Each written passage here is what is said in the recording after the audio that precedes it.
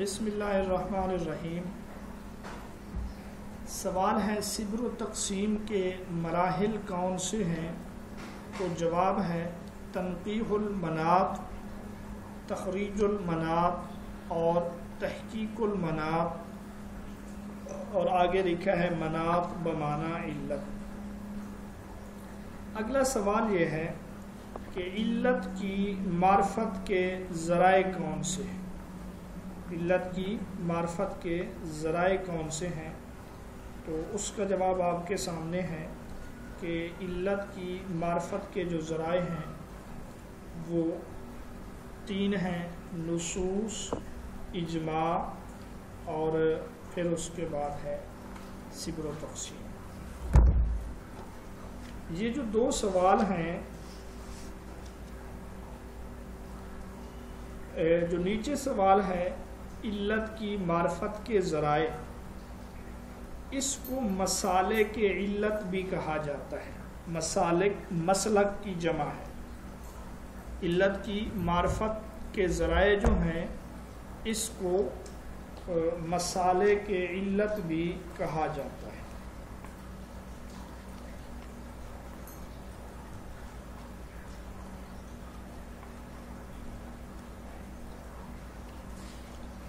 اچھا، یہ جو ہے مسالک علت کا اصطلاحی معنی ہوگا وہ راستے اور وہ طریقے جن کے ذریعے سے اصل میں موجود علت کی معرفت و پہچان تک رسائی ممکن ہو۔ وہ راستے اور وہ طریقے جن کے ذریعے سے اصل میں موجود علت کی معرفت و پہچان تک رسائی ممکن ہو، اور علت کو جو ہے مختلف طریقوں سے بیان کیا پہچانا جا سکتا ہے۔ ان میں سے ایک نص ہے، ایک جو ہے اس میں سے اجماع ہے، اور ایک ہے صبر و تقسیم۔ یہ علت کیا چیز ہے، یہ اصل کیا چیز ہے؟ در حقیقت یہ بات ہو رہی ہے قیاس کی۔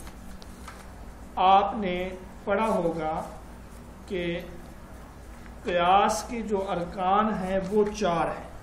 قیاس کے جو ارکان ہیں 4، ان میں سے ایک اصل ہے اور ایک فرع ہے، اور تیسرے نمبر پر جو ہے وہ ہے علت، اور چوتھے نمبر پر ہے حکم۔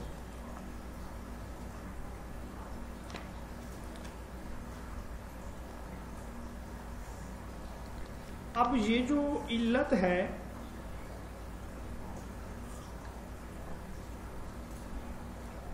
جب مجتہد اجتہاد کرتا ہے وہ سب سے پہلے اسی میں غور و فکر کرتا ہے۔ وہ یہ دیکھتا ہے کہ یہ جو حکم ہے یہ کیوں ہے، اس کی وجہ کیا ہے۔ مثلا کوئی بھی حکم، پھر جب اس کی وجہ کو وہ تلاش کر لیتا ہے، اس چیز کو علت کا نام دیا جاتا ہے، گویا کہ یہ اس حکم کی علت اور وجہ ہے۔ اور قرآن و سنت میں جب ہم دیکھتے ہیں تو بعض جگہوں پر علت صراحتاً مذکور ہوتا ہے۔ قرآن میں، سنت میں بسا اوقات علت پہلے سے موجود ہوتا ہے۔ مثلا قرآن مجید میں ایک جگہ پہ ہے لیس علیکم ولا علیہم جناح بعدہم۔ سورۃ نور کی آیت ہے کہ 3 اوقات میں تم اجازت طلب کرو: نماز فجر سے پہلے، نماز عشاء کے بعد، اور دوپہر کے بعد۔ لیس علیکم ولا علیہم، تم پر کوئی گناہ نہیں، ان پر کوئی گناہ نہیں، بعدہم، ان 3 اوقات کے علاوہ، یعنی ان 3 وقتوں کے علاوہ وہ تمہارے پاس آئیں بغیر اجازت کے تو کوئی گناہ نہیں۔ کیوں؟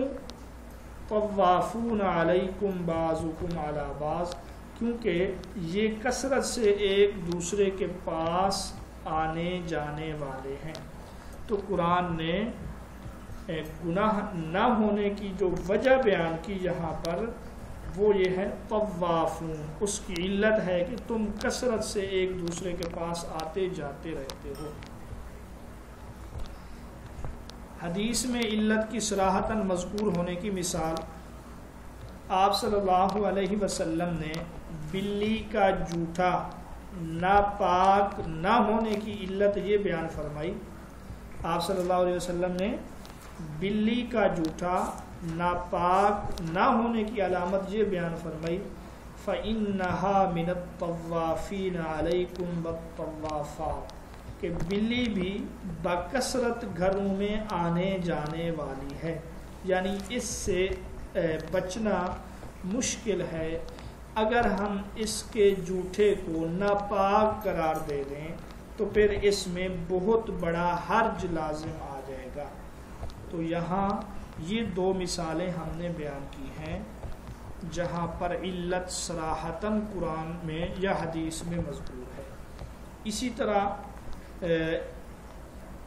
ایک اور مثال ہے، اللہ نے فرمایا کئی لا یکون دولتم بین الاغنیاء منکم، تاکہ تم میں سے دولت مندوں کے پاس سمٹ کر نہ رہ جائے۔ تو یہ کئی جو ہے یہ علت بیان کرنے کے لیے ہے کہ اللہ نے جو مال فے ہے، جو مال بغیر جنگ کے دشمن سے ملے، اس کو تقسیم کرنے کی علت اور وجہ یہ بیان کی، ایسا نہ ہو کہ وہ مال چند دولت مندوں کے پاس ہی سمٹ کر رہ جائے، اسی لیے وہ مال فقیروں کے لیے ہے، مہاجرین کے لیے ہے، دیگر لوگوں کے لیے ہے۔ تو یہاں پر بھی صراحتاً علت کا تذکرہ موجود ہے۔ ٹھیک ہے، اسی طرح ایک اور مثال ہے وما ابرئ نفسی، میں اپنے نفس کی پاکی کا دعویٰ نہیں کرتا۔ ان النفس، کیوں؟ علت یہ ہے کہ ان النفس لامارۃ بالسوء، کیونکہ انسان کا جو نفس ہے وہ برائی کے لیے بہت زیادہ ابھارنے والا ہے۔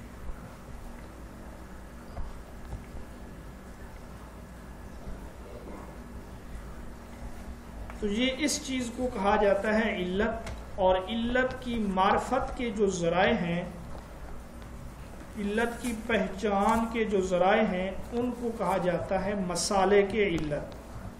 اب وہ جو مسالے کے علت ہیں وہ پہلے نمبر پر ہے نص، یعنی کبھی نص اس بات پر دلالت کرتی ہے کہ معین وصف اس حکم کی علت ہے جس میں وہ وارد ہوا ہے، پس علت کا ثبوت نص سے ہوتا ہے۔ اور اس کی مثالیں جو ہیں یہ جو ہم پڑھ آئے ہیں یہ ساری اس کی مثالیں ہیں۔ اسی طرح ایک اور مثال رسلا مبشرین و منذرین، کہ اللہ نے رسول بھیجے خوشخبری دینے والے، ڈرانے والے، لِأَلَّا يَكُونَ لِلنَّاسِ، اس کی علت یہ ہے کہ لوگوں کے لیے کوئی حجت باقی نہ رہے رسولوں کو بھیجنے کے بعد۔ تو یہ اس کی علت ہے کہ کل کلاں لوگ یہ نہ کہیں یا اللہ آپ نے تو ہمارے پاس بھیجا ہی کسی کو نہیں، اگر آپ نے کسی کو بھیجا ہوتا تو ہم اس کی اطاعت کر لیتے۔ دوسری چیز جو ہے وہ ہے اجماع۔ اجماع کا معنی ہے اتفاق۔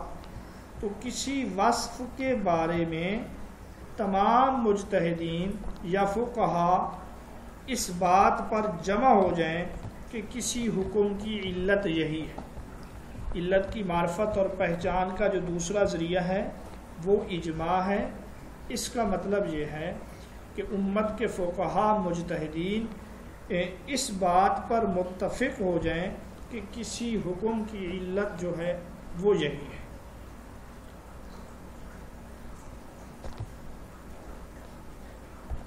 ٹھیک ہے، یہ بات سمجھ آ گئی آپ لوگوں کو؟ جی سر۔ آپ اس کی مثال سمجھیں، مثلا وراثت میں حقیقی بھائی باپ شریک بھائی پر مقدم ہوگا۔ وراثت کے مسئلے میں حقیقی بھائی، اصلی بھائی، وہ باپ شریک بھائی پر مقدم ہوگا۔ اس کی علت کیا ہے؟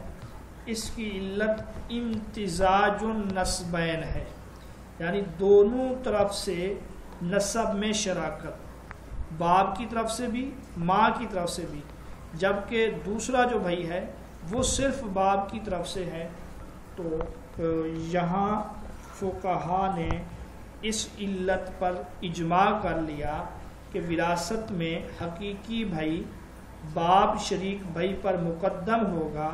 اس کی علت یہ ہے کہ وہ ماں باپ دونوں طرف سے نسب میں شریک ہے۔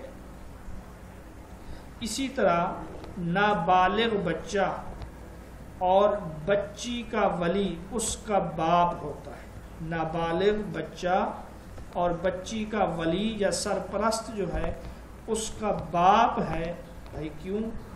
اس کی علت جو ہے صغر سنی ہے، یعنی اس کا کم عمر ہونا، یہ اس کی علت ہے۔ اور کم عمر ہونے کو علت قرار دیا اس امت کے مجتہدین فقہا نے۔ تو اس علت کی ہمیں پہچان ہوئی اجماع کے ذریعے۔ ٹھیک ہے،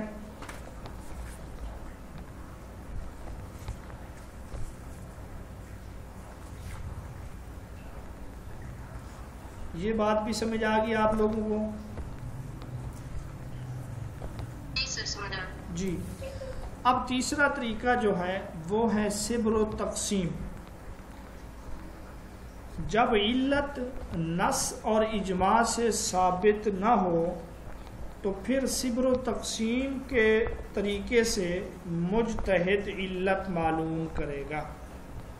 جب علت جو ہے اجماع سے اور نص سے ثابت نہ ہو تو پھر صبر و تقسیم کے طریقے سے مجتہد علت معلوم کرے گا۔ اب صبر و تقسیم کا کیا معنی ہے؟ صبر کا معنی ہے آزمائش اور امتحان۔ صبر کا کیا معنی ہے؟ آزمائش اور امتحان۔ اور تقسیم کا معنی ہے وہ اوصاف جن کو مجتہد علت بننے کے قابل سمجھے ان کو جمع کرے تاکہ وہ حکم کی علت بن سکیں، پھر ان کی جانچ پڑتال کر کے غور و خوض کر کے جو علت بننے کے قابل نہ ہوں ان کو باطل قرار دے کر صرف اسی کو باقی رکھے جو علت بننے کے قابل ہے، جو علت بننے کے لائق ہے۔ اس چیز کو جو ہے صبر و تقسیم کہا جاتا ہے۔ اب اس میں آزمائش بھی ہے، امتحان بھی ہے، اور پھر یہاں پہ بہت ساری چیزیں جمع کی جاتی ہیں، پھر ان کو الگ کیا جاتا ہے۔ یہ وصف علت نہیں بن سکتی، یہ بھی نہیں، یہ بھی نہیں، تو پھر اس کے بعد جو علت بننے کے لائق ہو صرف اسی کو مجتہد باقی رکھتا ہے۔ تو اس چیز کا نام ہے صبر و تقسیم۔ ٹھیک ہے، میں پھر اس کو دوہرا دیتا ہوں۔ صبر کا معنی ہے آزمائش اور امتحان، اور تقسیم کا معنی ہے وہ اوصاف جن کو مجتہد علت بننے کے قابل سمجھے، پھر وہ ان کو جمع کرے تاکہ وہ حکم کی علت بن سکے، پھر ان کی جانچ پڑتال کرے اور غور و خوض کرے، جو علت بننے کے قابل نہ ہوں ان کو باطل قرار دے، اور ان میں سے جو علت بننے کی صلاحیت رکھے صرف اس کو باقی رکھے۔ اس کو صبر و تقسیم کہا جاتا ہے، کیونکہ اس میں جانچ پڑتال بھی ہے، اس میں آزمائش اور امتحان بھی ہے، اس میں بہت ساری چیزیں جمع ہوتی ہیں، پھر مجتہد ان میں غور و خوض کرتا ہے اور ایک چیز کو باقی رکھتا ہے، باقی سب کو باطل قرار دیتا ہے۔ اچھا، آپ اس کو یوں بھی سمجھ سکتے ہیں کہ جن جن کسی مسئلے کے بارے میں، کسی حکم کے بارے میں، جن جن صفتوں کے بارے میں یہ خیال ہو کہ وہ علت بن سکتی ہے، ان سب کو آزما کر دیکھا جائے گا۔ جانچ پڑتال والا معنی آ گیا صبر والا کہ آزمائش امتحان، یعنی ایک حکم میں جو صفتیں ہیں جن کے بارے میں خیال ہو کہ یہ علت بن سکتی ہے، ان سب کو جو ہے آزما کر دیکھا جائے گا کہ یہ علت ہے یا یہ علت ہے یا پھر یہ علت ہے۔ پھر کیا کرے گا مجتہد؟ پھر وہ اصول اور قواعد کے مطابق ایک ایک کو لغو ٹھہرائے گا۔ وہ کہے گا یہ بھی علت نہیں بن سکتی، یہ بھی لغو ہے، یہ بھی لغو ہے۔ پھر جو لغو قرار نہ پائے بس وہی صفت علت بن جائے گی۔ وہی صفت کیا بن جائے گی؟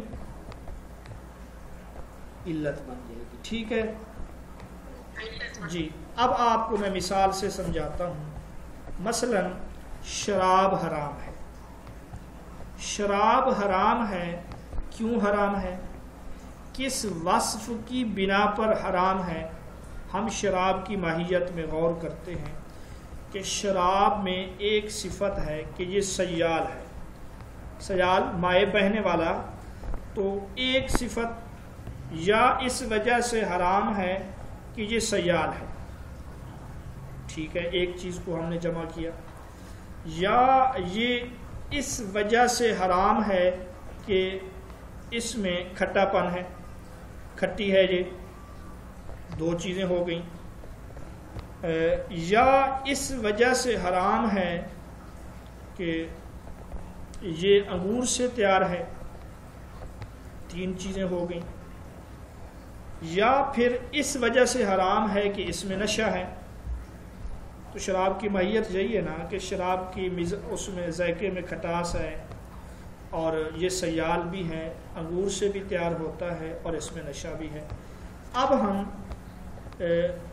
دیکھیں گے، ان صفتوں میں غور کریں گے، ان میں سے علت بننے کی صلاحیت کس میں ہے۔ سب سے پہلے ہم دیکھیں گے کہ شراب ایک سیال چیز ہے، شاید اس وجہ سے حرام ہو۔ مجتہد دیکھتا ہے کہ سیال ہونا یہ تو حرام ہونے کی علت نہیں ہے، پانی بھی سیال ہے، دودھ بھی سیال ہے، بہنے والے ہیں، یہ حرام نہیں ہے، تو شراب کیوں حرام ہے؟ تو مجتہد نے کہا یہ سیال والی علت یا سیال والا جو وصف ہے یہ باطل ہے، یہ بیکار ہے، لغو ہے، ٹھیک ہے۔ دوسرے نمبر پہ دیکھا کہ یہ شراب جو ہے اس میں کھٹاس ہے، کھٹا پن ہے، تو یہ چیز مجتہد اس کو دیکھتا ہے، تو چیز کا کھٹی ہو جانا یہ بھی کوئی حرام ہونے کی علت نہیں ہے، کیونکہ یہ وصف لسی میں موجود ہے، وہ تو حرام نہیں ہے۔ اس کو بھی مجتہد نے باطل قرار دیا۔ اور آخری جو چیز ہے اس نے دیکھا کہ شراب میں جو حرمت کی وجہ ہے وہ ہے نشہ، اور نشہ حرام ہے کیونکہ حدیث میں ہے کل مسکر حرام، ہر نشہ آور چیز حرام ہے۔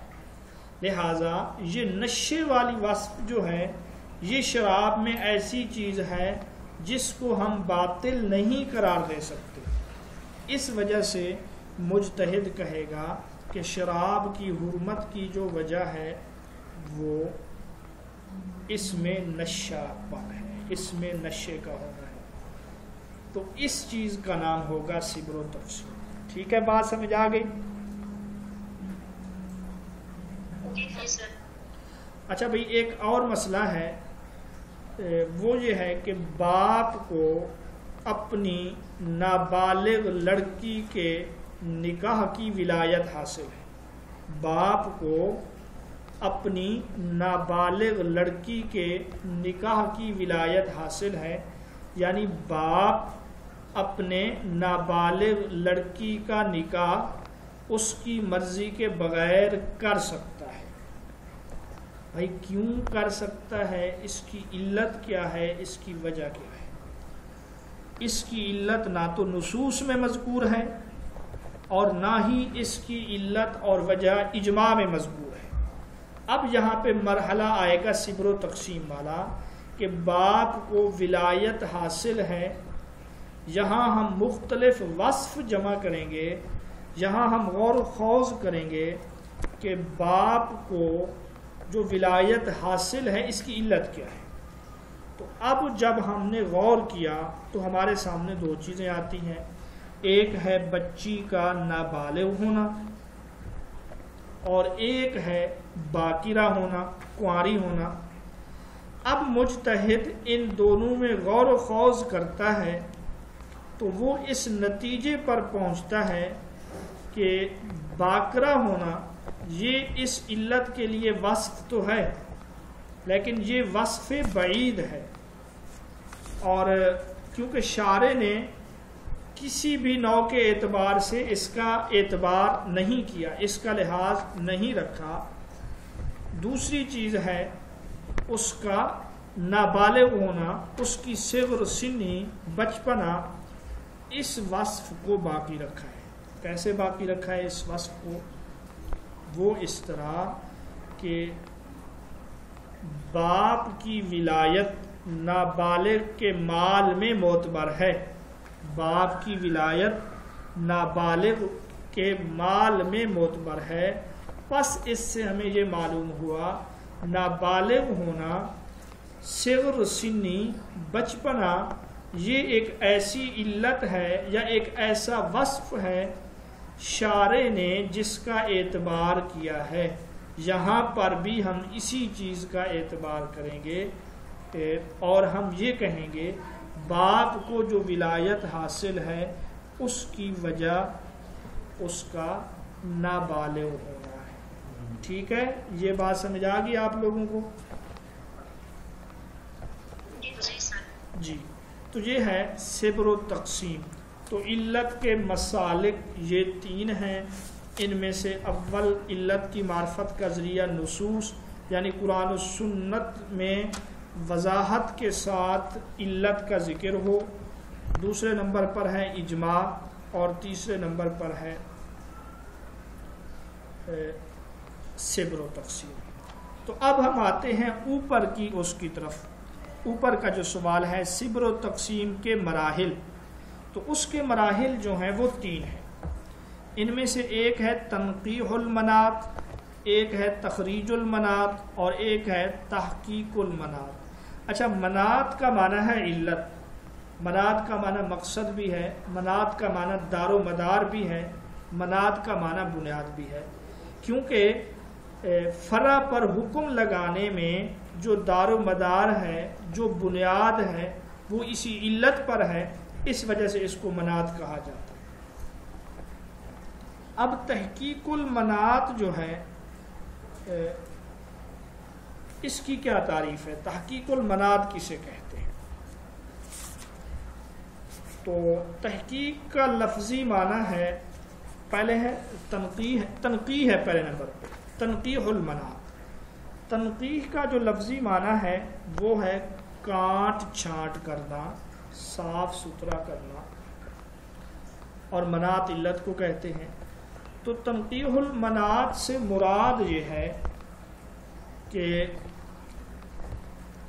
جن اوصاف سے علت کا کوئی عمل دخل نہ ہو، جن اوصاف سے علت کا کوئی عمل دخل نہ ہو، ان تمام اوصاف سے علت کو علیحدہ کرنا، اور نص اس طور پر وارد ہو کہ جو علت کو شامل ہو اور بعض اوصاف کے ساتھ ملی ہو جن کا حکم کے ساتھ کوئی تعلق نہ ہو اور نہ علت کے ساتھ کوئی عمل دخل ہے۔ ٹھیک ہے، یعنی جو نص ہے وہ اس طور پہ وارد ہوا کہ جو علت کو شامل ہو اور اس کے ساتھ بعض دیگر اوصاف بھی جن کا نہ حکم سے تعلق ہے نہ علت سے تعلق ہے۔ اب ان چیزوں سے نص کو پاک کرنا، اس چیز کا نام جو ہے وہ تنقیح المنات ہے۔ اس کو آپ یوں بھی کہہ سکتے ہیں کہ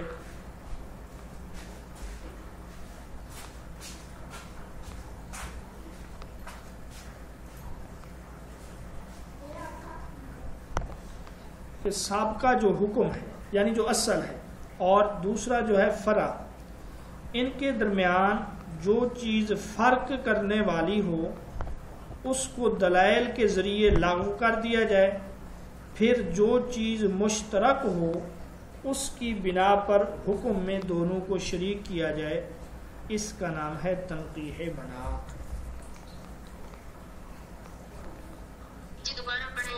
جی، کہ اصل اور فرع کے درمیان جو چیز فرق کرنے والی اس کو دلائل کے ذریعے لاغو قرار دیا جائے، اور پھر جو چیز اصل اور فرع میں مشترک ہو اس کی بنا پر حکم میں دونوں کو شریک کیا جائے، یہ جو ہے تنقیح المناط ہے۔ آپ اب اس کی مثال سمجھیں۔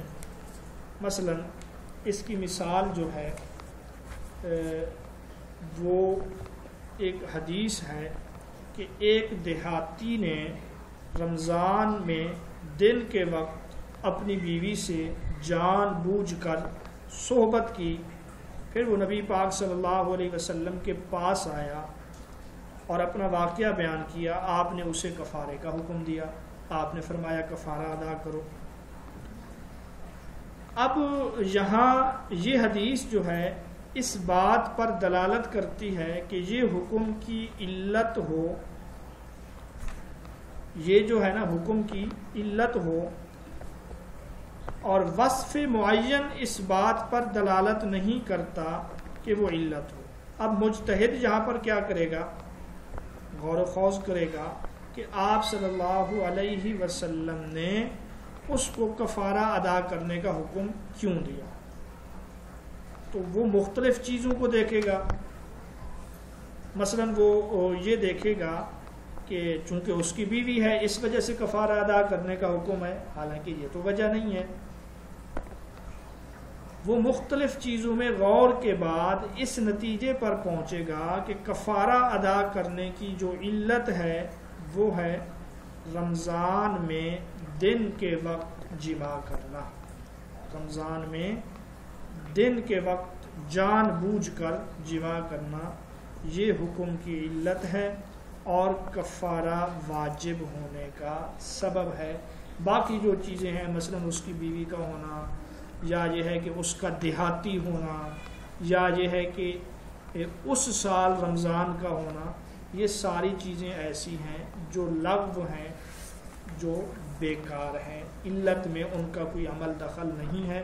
مجتہد علت کو ان چیزوں سے پاک صاف کرے گا، کانٹ چھانٹ کرے گا، اس وجہ سے اس کا نام ہے تنقیح المناط۔ ٹھیک ہے، یہ بات سمجھ آ گئی آپ لوگوں کو؟ جی سر۔ اچھا جی، اس کے بعد ہے تخریج المناط۔ تخریج کا معنی ہے نکالنا، اس کا مطلب ہوگا علت کا نکالنا۔ تخریج المناط کا مطلب ہے جس پر نص یا اجماع دلالت نہ کرے۔ جہاں نص یا اجماع دلالت نہ کرے وہاں پر علت نکالنا، اس چیز کا نام ہے تخریج المناط۔ آپ اس کی مثال وہی ہے جیسے شراب کی حرمت کی علت تک پہنچنا، پھر دیگر چیزوں پر اسی کو لاگو کرنا، یہ تخریج المناط ہے۔ ٹھیک ہے، اسی طرح جو ہے سود کی علت نکالنا کہ آپ صلی اللہ علیہ وسلم نے جو سود کو حرام قرار دیا اس کی کیا علت ہے، اس کی کیا وجہ ہے، تو مجتہد یہاں پہ غور و خوض کرے گا، پھر وہ علت نکالے گا کہ مثلا سود کی علت جو ہے وہ ہے ناپ تول، جس کو ہم کہتے ہیں کیل، یعنی ناپ تول والی چیز میں اضافہ سود ہے، یہ اس کی علت ہے، یہ اس کی وجہ ہے۔ اسی طرح اللہ نے چور کے ہاتھ کاٹنے کا جو حکم دیا یہ تو متفقہ طور پہ ثابت ہے. وہ جو کفن چور ہے وہ اس زمرے میں آتا ہے یا نہیں آتا، مجتہد اس کے لیے علت نکالے گا، تلاش کرے گا، تو پھر اس کے بعد اس کا حکم ثابت کیا جائے گا. تو یہ چیز ہے تخریج مناط. تیسرے نمبر پر جو ہے تنقیح مناط، تحقیق مناط. تو تحقیق مناط سے مراد یہ ہے جب کوئی علت نص یا اجماع یا استنباط سے ثابت ہو تو اس کا اطلاق ان دوسرے واقعات پر غور و فکر کے ذریعے کرنا جن کا ذکر نص میں موجود نہ ہو. ٹھیک ہے. تحقیق مناط کا مطلب یہ ہے، تحقیق مناط میں یہ ہے کہ علت پہلے سے ایک جگہ پہ موجود ہے، دیگر چیزوں میں ہم نے اس کو لاگو کرنا ہے. جب کوئی علت نص یا اجماع یا استنباط سے ثابت ہو اس کا اطلاق ان دوسرے واقعات پر غور و فکر کے ذریعے کرنا جن کا ذکر نص میں موجود نہ ہو، اس چیز کا نام جو ہے تحقیق مناط ہے. ٹھیک ہے.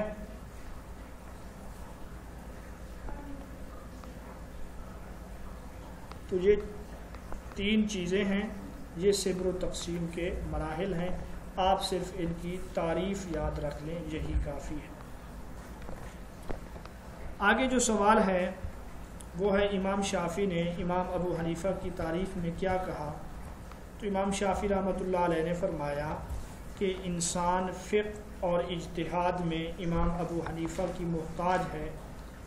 یہ پہلے بھی ہم پڑھا ہے الناس عیال ابی حنیفہ فی الفقہ، کہ فقہ میں یہ عیال ہیں، بچے ہیں امام ابو حنیفہ کے، کیونکہ سب سے پہلے اجتہادی مسائل کو امام ابو حنیفہ نے 40 لوگوں کے ساتھ مل کر مدون کیا. اگلا سوال یہ ہے طلاق بین کسے کہتے ہیں. تو طلاق بین ایسی طلاق کو کہتے ہیں جس میں رجوع کا حق ختم ہو جاتا ہے، اور نکاح فاسد ایسے نکاح کو کہا جاتا ہے جس میں کوئی شرعی قباحت ہو، مثلا حق مہر ادا نہ کیا گیا. اچھا، طلاق کی تاثیر کے لحاظ سے جو ہے 3 قسمیں ہیں. ایک ہے طلاق رجعی، دوسری قسم کا نام ہے طلاق بائن، اور تیسری قسم کا نام ہے طلاق مغلظ یا مغلظہ. یہ جو طلاق بائن ہے یہ گول مول الفاظ کے ساتھ یا کنایہ الفاظ کے ساتھ دی ہوئی طلاق جو ہے اس کو طلاق بائن کہا جاتا ہے. یہ تاثیر کے لحاظ سے قسمیں ہیں اور یہ قسمیں وقوع کے لحاظ سے بھی ہیں، طلاق واقع ہونے کے لحاظ سے. تو طلاق رجعی، طلاق بائن، ایسی طلاق کو طلاق بائن کہتے ہیں جس میں رجوع کا حق ختم ہو جاتا ہے. طلاق رجعی میں شوہر کو جو ہے رجوع کا حق حاصل ہوتا ہے. اب یہ رجوع کیا چیز ہے؟ اچھا، رجوع میں یہ ہے کہ عورت کی رضامندی شامل نہیں ہوتی. مثلا کوئی شخص ایک طلاق دے کے بیوی سے رجوع کر لے تو بیوی نہ بھی چاہے تب بھی شوہر رجوع کر لے گا، کر سکتا ہے، اور وہ اس کی بیوی رہے گی. اب جو طلاق بائن ہے اس میں یہ ہے کہ وہ شخص خود مرضی سے رجوع نہیں کر سکتا، اب اس کو نکاح کرنا پڑے گا، اور نکاح کے لیے عورت کی رضامندی ضروری ہے. اب وہ عورت رضامند نہ ہو تو شوہر کچھ نہیں کر سکتا. یہ فرق ہے طلاق رجعی اور طلاق بائن کے درمیان. اچھا، اس کو آپ یوں بھی کہہ سکتے ہیں کہ طلاق بائن وہ طلاق ہے جس سے فی الفور جو ہے نکاح ٹوٹ جاتا ہے. اور یہ جو طلاق بائن ہے اس کو آگے 2 قسموں میں تقسیم کیا جاتا ہے. ایک ہے بائن صغریٰ اور ایک ہے بائن کبریٰ. جو بائن صغرا ہے اس میں شوہر عدت کے دوران بھی نکاح کر سکتا ہے، عدت کے بعد بھی نکاح کر سکتا ہے، اس میں حلالہ ضروری نہیں ہے، کسی غیر سے نکاح کرنا ضروری نہیں ہے، جبکہ طلاق بائن کبریٰ جو ہے اس میں وہ عورت حرام ہو جاتی ہے تا وقت کہ وہ کسی اور سے شادی نہ کرے، ادھر سے اس کو طلاق نہ ہو یا پھر اس کا شوہر کیا ہو جائے، دوسرا فوت ہو جائے۔ تو یہ ہے طلاق بائن۔ ٹھیک ہے، یہ باتیں سمجھ آ گئی آپ لوگوں کو؟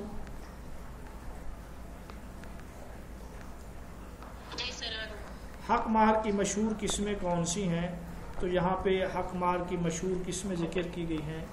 ایک ہے مہر معجل، ایسا مہر جو نکاح کے فوراً بعد ادا کر دیا جائے، عام طور پہ جیسے ہوتا ہے۔ اور دوسرا ہے مؤجل، ایسا مہر جو نکاح کے فوراً بعد ادا نہ کیا جائے بلکہ تاخیر سے ادا کیا جائے، یعنی جس کی کوئی لمٹ ہو، کوئی وقت ہو۔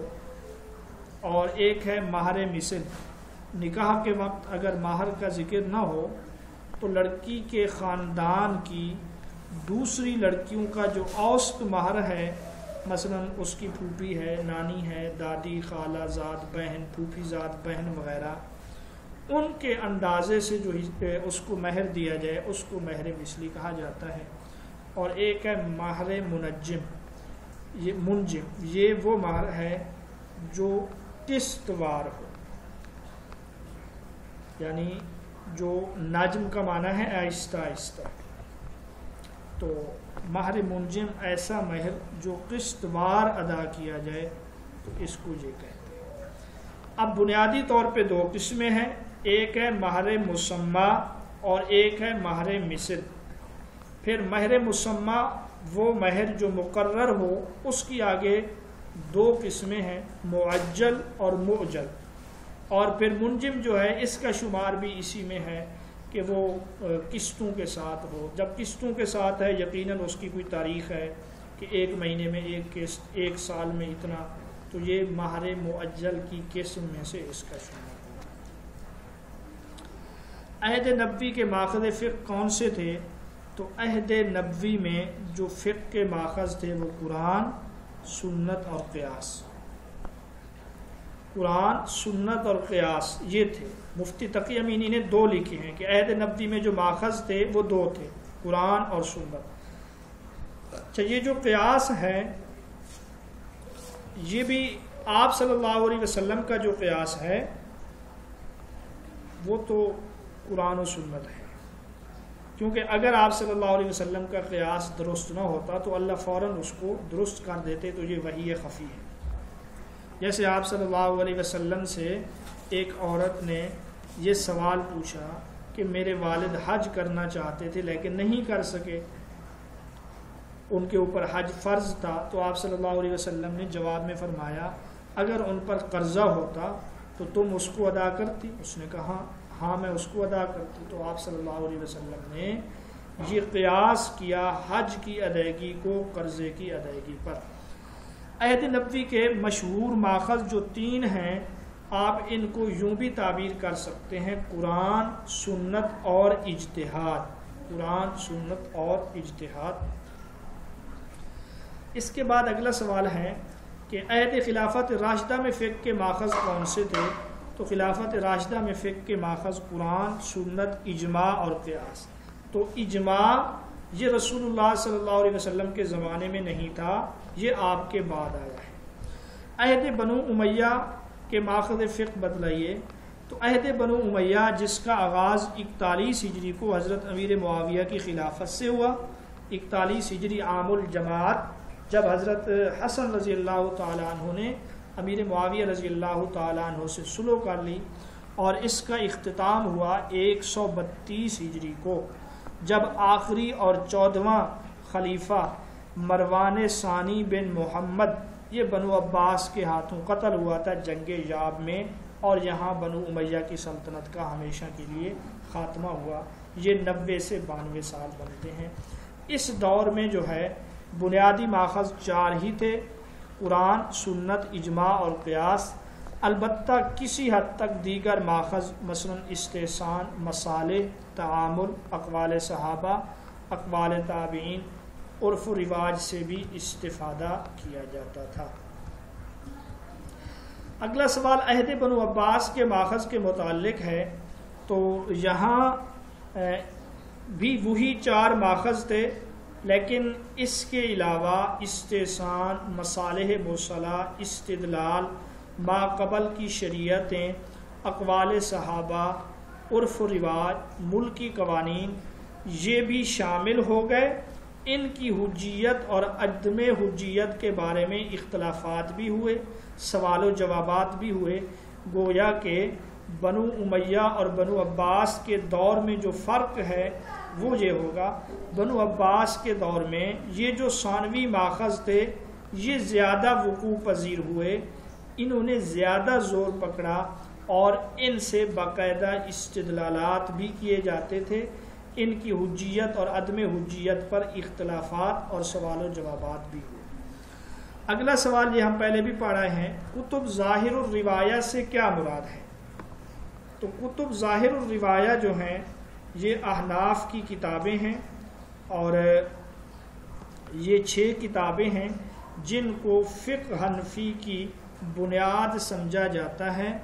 ان کو مسائل الاصول بھی کہا جاتا ہے، اور یہ امام ابو حنیفہ کے جو شاگرد ہیں، امام محمد جو فقہ حنفی کے اول مدون بھی ہیں، انہوں نے یہ کتابیں لکھی ہیں۔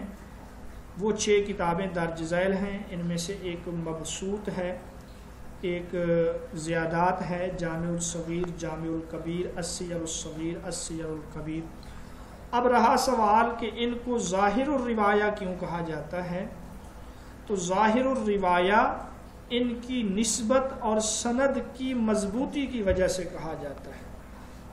اصحاب المذہب جو ہیں یعنی امام ابو حنیفہ اور امام ابو یوسف، چونکہ یہاں زیادہ تر انہی کے اقوال ہیں اور ان کی سند بھی مضبوط ہے، اس وجہ سے ان کو ظاہر الروایہ کہا جاتا ہے۔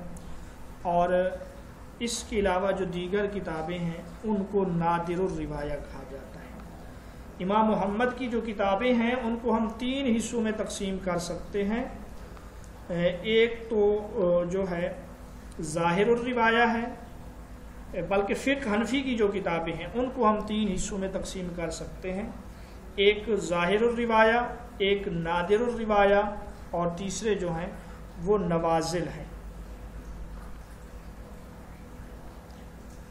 نوازل سے مراد وہ مسائل جو بعد میں پیش ہے، یعنی اماموں سے ان کے بارے میں کوئی حکم مذکور نہیں ہے، بعد میں جو مسائل پیش آئے ان کو جو لکھا گیا ان کو نوازل کہا جاتا ہے، اور جو مشہور ہیں ان کو ظاہر الروایہ کہا جاتا ہے، اور جو امام ابو حنیفہ اور ان کے شاگردوں سے مشہور نہیں ہیں تو ان کو جو ہے نادر الروایہ کہا جاتا ہے۔ ٹھیک ہے، یہ بات سمجھ آ گئی آپ لوگوں کو؟ جی چلیں، آج کے لیے یہی کافی ہے۔